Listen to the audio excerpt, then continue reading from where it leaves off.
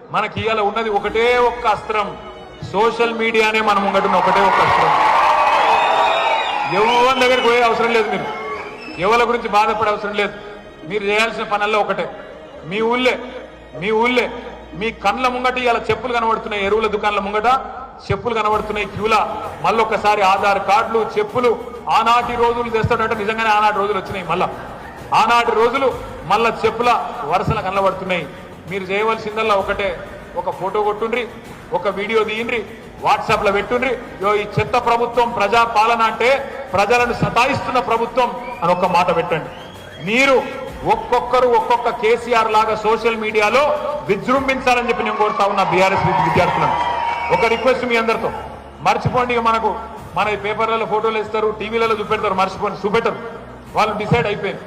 మొన్న జగదీష్ అన్న మంచిగా చెప్పిండు, ఇప్పుడు రాష్ట్రంలో మీడియా సంస్థలు పనిచేస్తలేవు, మన క్యారెక్టర్లు ఖతం చేసే స్లాటర్ రోజులు కొన్ని పనిచేస్తున్నాయి, గవి పనిచేస్తున్నాయి కొన్ని. వాటి గురించి మీరు రంది పెట్టుకోకండి.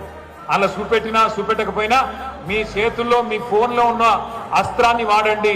ఆ వాట్సాప్ను, ఆ కెమెరాను, ఆ వీడియోను వాడండి. ఎక్కడ సమస్య ఉంటే అక్కడ తీసి గ్రూప్లో పెట్టమని చెప్పి నేను కోరుతా ఉన్నా.